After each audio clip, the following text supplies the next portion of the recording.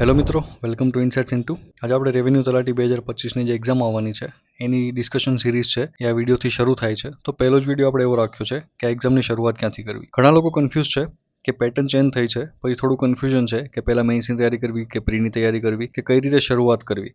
તો ઘણા બધા કન્ફ્યુઝન્સને આજે આપણે દૂર કરીશું અને આપણે આના પર વાત કરીશું કે શરૂઆત કઈ રીતે કરવી, કેમ કરવી, ક્યાંથી કરવી અને કેટલું કરવું શરૂઆતમાં. તો એના ઉપર ડિસ્કશન કરીશું. ત્યારબાદ આપણે આગળ જતા સિલેબસ, સ્ટ્રેટેજી, બુક લિસ્ટ બધા ઉપર ડિટેલમાં વાત કરીશું. પણ આજે શરૂઆત કેમ કરવી એના ઉપર ધ્યાનથી આપણે વાત કરીએ. વિડીયો શરૂ કરતા પહેલા આપણે વિડીયોનો પૂરો રોડમેપ જોઈ લઈએ કે આપણે વિડીયોમાં ડિસ્કશન શું કરવાના છીએ.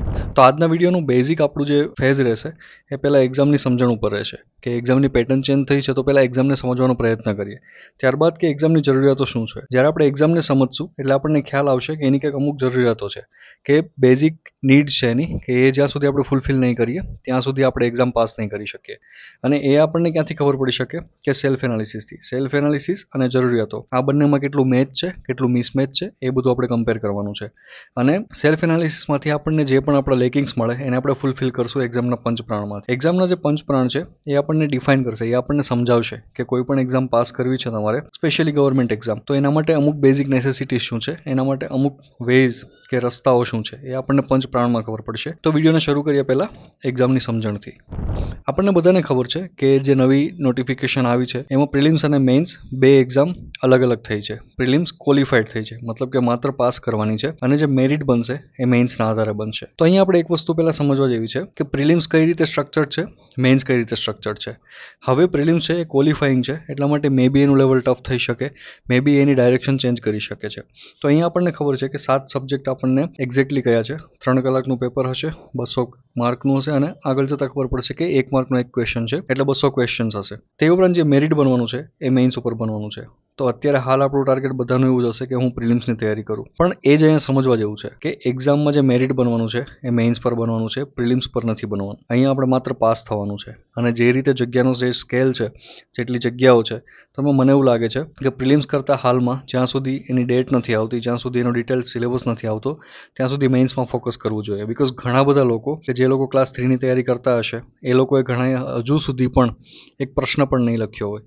થેન્ક્સ ટુ સીસી કે સીસીઈની જે લોકો એક્ઝામ આપી હશે એ લોકો એક્સપિરિયન્સ થઈ ગયા હશે અને એ લોકો એક એક્ઝામ આપી દીધી છે એટલે એટલો ડર આમાં નહીં લાગે. બટ એક વસ્તુ સમજવા જેવી છે કે લાસ્ટમાં મેરિટ તો આ એક્ઝામ પર જ બનવાનું છે, અને એમાં આપણને ખબર છે as compare to CC same જ છે. ગુજરાતી લેંગ્વેજ સ્કિલ છે એના 100 માર્ક્સ 3 કલાક, ઇંગ્લિશ લેંગ્વેજના 100 માર્ક્સ 3 કલાક અને જનરલ સ્ટડીઝના 150 માર્ક 3 કલાક. અહીંયા આપણને દેખાય છે કે જીએસનું જે વેઇટેજ છે વધારે છે, પણ તમને બધાને ખબર છે કે જે પણ સિલેક્શન થવાનું છે લેંગ્વેજની સ્કિલ પર જ થવાનું છે. એ તમને આગળ જતાં સમજાશે, જેમ જેમ તમે તૈયારી આગળ કરતા જશો એ વાત તમને સમજાતી જશે. પણ હવે પ્રિલિમ્સ અને મેઇન્સ છે તો માત્ર ડિસ્ટ્રીબ્યુશન પૂરતું જ નહીં, પણ થોડી કન્ડિશનાલિટી પણ આપણને જે નોટિફિકેશન છે એમાં આપી છે.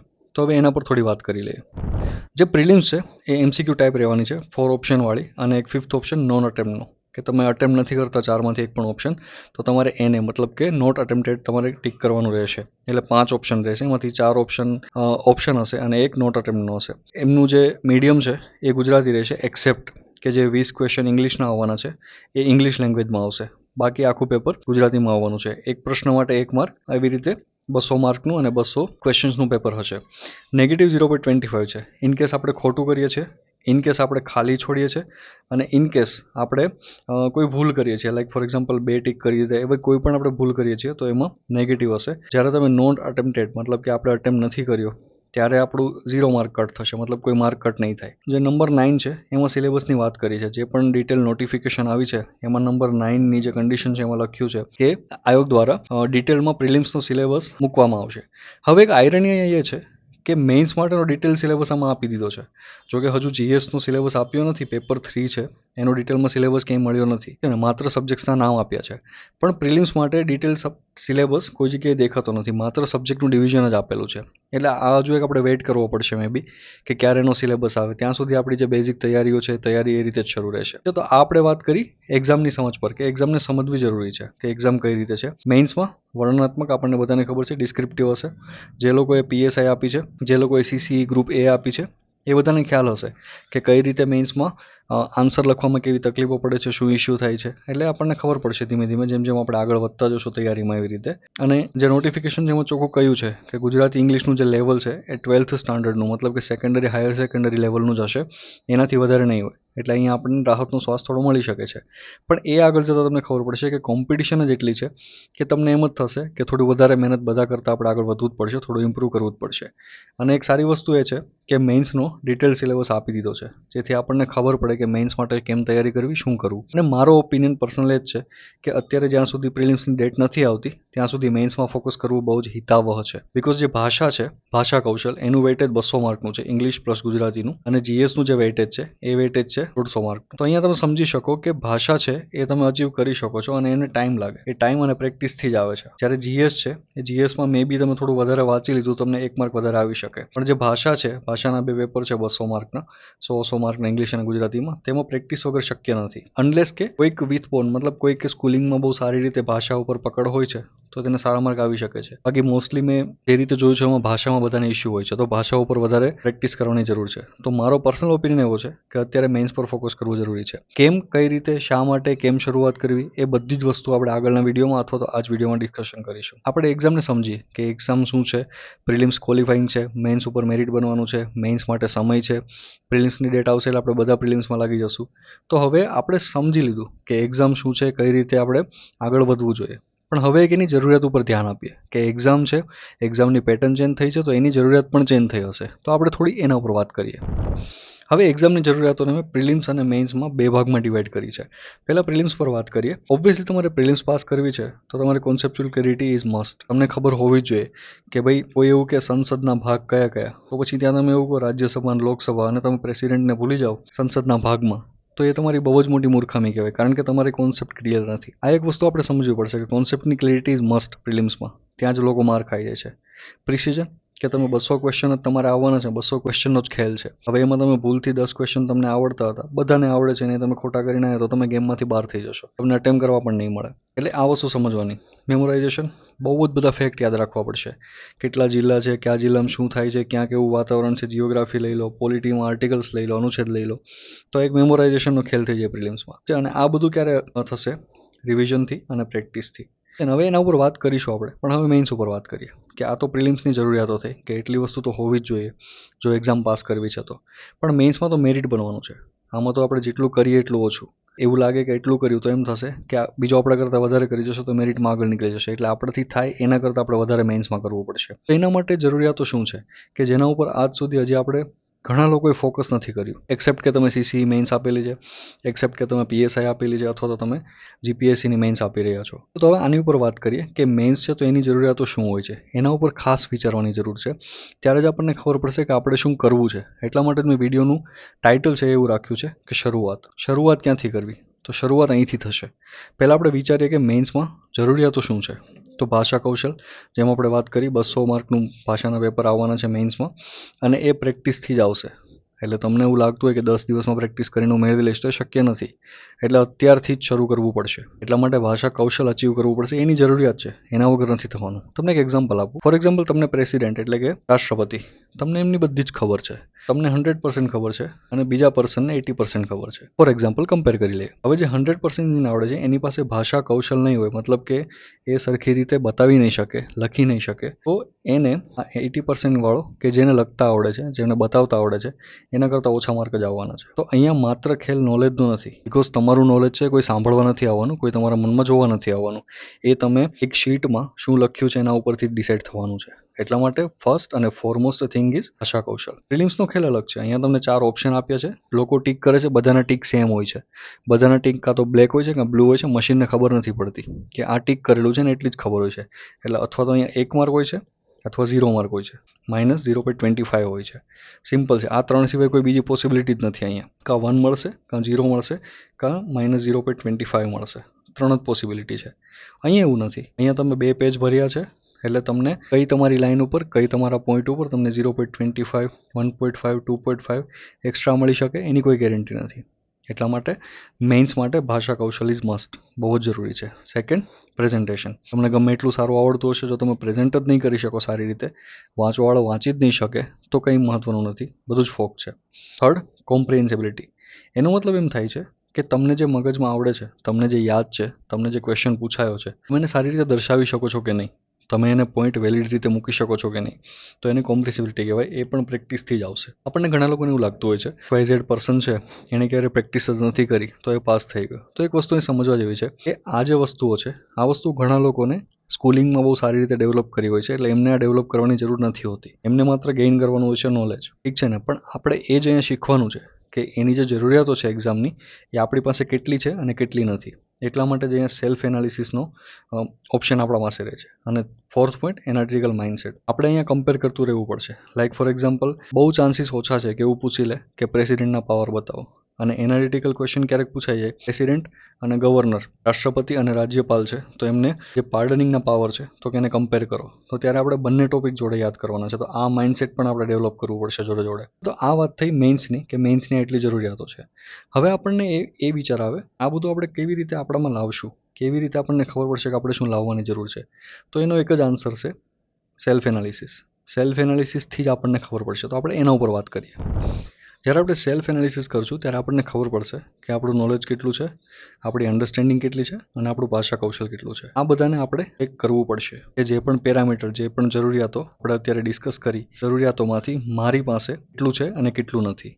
જેટલું છે એ વેલ એન્ડ ગુડ, આપણે બહુ જ સરસ છે, અને જેટલું નથી એ આપણે ડેવલપ કરવું પડશે. હું તમને અહીંયા એક વસ્તુ ખાસ કહીશ એક્સપિરિયન્સથી કે નોલેજ છે એ રાત જાગી અને થઈ શકે છે. મે બી કે તમારી વાંચવાની સ્પીડ સારી છે, તમને સારું મટીરિયલ મળી ગયું છે તો નોલેજ ભેગું થઈ શકે છે, નોલેજ તમને મળી શકે છે, એના લીધે 1-2 માર્ક પણ આવી શકે છે. અન્ડરસ્ટેન્ડિંગ અને ભાષા કૌશલ પ્રેક્ટિસ અને સમય વગર શક્ય નથી. એટલા માટે અત્યારથી, જેમ મેં 2 મિનિટ પહેલાં કહ્યું હતું કે જ્યારે મને અત્યારે કોઈ પૂછે તો હું મારા એક્સપિરિયન્સથી એવું જ કહીશ કે અત્યારે પ્રી કરવાનો ટાઈમ નથી, અત્યારે મેઇન્સ કરવાનો ટાઈમ છે. એટલા માટે મેં કહ્યું હતું કે અન્ડરસ્ટેન્ડિંગ અને ભાષા કૌશલ ટાઈમ માંગી લે વસ્તુ છે, એટલે આપણે એના ઉપર કામ કરવું જોઈએ.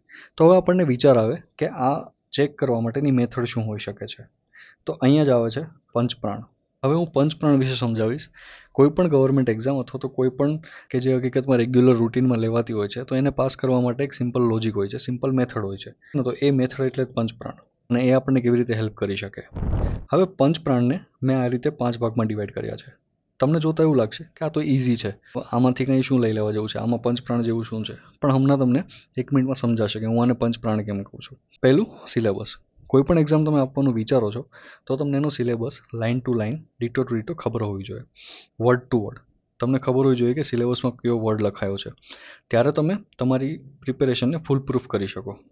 એ જે સિલેબસ છે, સિલેબસ જ તમને જણાવશે, તમને કહેશે, તમને ગાઈડ કરશે કે સોર્સિસ શું હોવા જોઈએ, કે કયા સોર્સિસ સારા છે, કયા સોર્સિસ ખરાબ છે. અથવા તો તમે જે વર્ષોથી વાંચો છો, 2-3 વર્ષથી, 4 વર્ષથી, 5 વર્ષથી, તો એમાં શું ખૂટે છે એ તમને સિલેબસ કહેશે. એટલા માટે સિલેબસની પ્રિન્ટઆઉટ તમારા હાથમાં હંમેશા હોવી જોઈએ. થર્ડ વસ્તુ, પીવાયક્યુ. પીવાયક્યુ એટલે કે પાસ્ટ યર્સ ક્વેશ્ચન. હવે તમને ક્વેશ્ચન થશે કે તલાટી માટે તો પ્રથમ વખત મેઇન્સ આવી છે, તો હવે એના પીવાયક્યુ ક્યાંથી લઈશું. ચેનલ જોડે જોડાઈ રહો, તમને ઘણા બધા પીવાયક્યુ બીજી બધી એક્ઝામમાં કે જે એને રિલેટ કરે છે એના જોડે એના પીવાયક્યુ આપણે શોધીશું. એક તમને ક્લુ આપી દઉં, જે ગુજરાતી અને ઇંગ્લિશનો ભાષાનો જે સિલેબસ છે એ જીપીએસસીનો કોપી છે, ડીટો ટુ ડીટો કોપી કરેલો છે. અમુક ક્વેશ્ચન સ્કીપ કર્યા છે, બાકી જે સિલેબસ છે એ વર્ડ ટુ વર્ડ, મતલબ શબ્દે શબ્દ કોપી કર્યો છે જીપીએસસીમાંથી. ઓબ્વિયસ છે કે આપણા માટે જે પીવાયક્યુ હશે ભાષા માટે સ્પેશિયલી, એ આપણે જીપીએસસીમાંથી જ લેવા પડશે. એક કોમન સેન્સની વસ્તુ છે. જીપીએસસી છે તે ઉપરાંત આપણા માટે હાલમાં સીસી જે લેવાની છે એ આપણા માટે તાજો રેફરન્સ છે. ભાઈ જે તલાટીની મેઇન્સ લેવાશે તો એ મેઇન્સમાં કેવા પ્રશ્નો આવી શકે, આપણે એને અત્યારે એના ઉપર ટાર્ગેટ કરીશું અને એના ઉપર આપણે આગળ ડિસ્કશન કરીશું. ફોર્થ વસ્તુ, પ્રેક્ટિસ. પંચપ્રાણમાંથી એ સૌથી ઇમ્પોર્ટન્ટ વસ્તુ પ્રેક્ટિસ છે. પ્રેક્ટિસ ક્યારે થશે? જ્યારે તમે આ ત્રણેય વસ્તુ સરખી કરી છે ત્યારે. સિલેબસ સમજ્યા છો, સિલેબસ પ્રમાણે તમે સોર્સિસ એકઠા કર્યા છે, સોર્સિસને સરખી રીતે વાંચ્યા છે, એ સોર્સિસમાં પીવાયક્યુનું તમે ટચઅપ કર્યું છે, તમે પીવાયક્યુમાંથી સમજ્યા છો કે આ સોર્સિસ કઈ રીતે વાંચવા છે. સિલેબસ તમને એ ડિસાઇડ કરાવશે કે ભાઈ કેવા સોર્સિસ વાંચવા જોઈએ, અને પીવાયક્યુ તમને એ ગાઈડ કરશે કે સોર્સિસને કઈ રીતે વાંચવા જોઈએ. એટલા માટે આ ત્રણેયનું કોમ્બિનેશન છે, આ ત્રણેય ટ્રાયેંગલ છે, એકબીજાને હેલ્પફુલ થાય છે. અને આ ત્રણેય થશે તો એ ત્રણેય પછી આપણે આવે પ્રેક્ટિસ. પછી આપણે પ્રેક્ટિસ કરવાની થશે. આ પ્રેક્ટિસથી જ આપણે થોડું અચીવ કરી શકશું. અને એક important factor, current affair. Current affair તમે ગમે ત્યાં યુઝ કરી શકો છો. લાઈક ફોર એક્ઝામ્પલ, કોઈ મેઇન્સનો ક્વેશ્ચન પૂછાઈ ગયો અને પ્રિલિમ્સમાં આપણને ખ્યાલ છે આઈ થિંક 30 કે 40 માર્કનું વેઇટેજ છે. It's too huge. એ આપણે આપણી ટેલિગ્રામ ચેનલ છે ઇનસાઇટ્સ ઇન્ટુ ગુજરાત, ડિસ્ક્રિપ્શનમાં તમને લિંક મળી જશે. ત્યાં ડેઇલી કરંટ અફેર અપલોડ થાય છે. ત્યાં તમે દરરોજનું કરી શકો છો, જેથી કરીને મંથ એન્ડમાં તમને તકલીફ ના પડે. એટલા માટે આજે જ જોઈન કરી લો આપણી ઇનસાઇટ્સ ઇન્ટુ ગુજરાત કરીને છે, તે ચેનલ જોઈન કરી લો, ટેલિગ્રામ ચેનલ. તો આ પંચપ્રાણની વાત થઈ. હવે તમને એવું થશે કે આ બધું કરવું ક્યાંથી, આ બધું મળશે ક્યાંથી? તો એના ઉપર થોડી સોર્સની વાત કરી લઈએ. સિલેબસ છે એના માટેનો પ્લાનર, જેવો સિલેબસ બહાર પડશે તરત જ હું પ્લાનર બહાર પાડી દઈશ. પ્લાનર એટલે હું તમને સમજાવીશ. અત્યારે તમે સ્ક્રીન ઉપર જોઈ શકતા હશો, આ જીપીએસસી માટેનું મેન્સનું પ્લાનર છે. આ પ્લાનરમાં જે પણ એસ્પિરન્ટ તૈયારી કરે છે એ હરેક પોઈન્ટને ટુ ધ પોઈન્ટ ટીક કરશે કે મારો સોર્સિસ કયો છે, હું આને ક્યાંથી વાંચવાનો છું, કેટલી વખત વાંચવાનો છું. તો આ પ્લાનર જેવો આપણો સિલેબસ આવશે એ રીતે હું આપણી ચેનલ પર અપલોડ કરી દઈશ. એટલે આપણી ચેનલ જોડાઈ જજો, એટલે તમને પ્લાનર મળી જશે. એટલે તમે તમારી જે તૈયારી છે એ તમે ટ્રેસ કરી શકો. એ આપણને પ્લાન કરવામાં હેલ્પફુલ થશે. એટલે સિલેબસ આપણે ત્યાંથી કરીશું.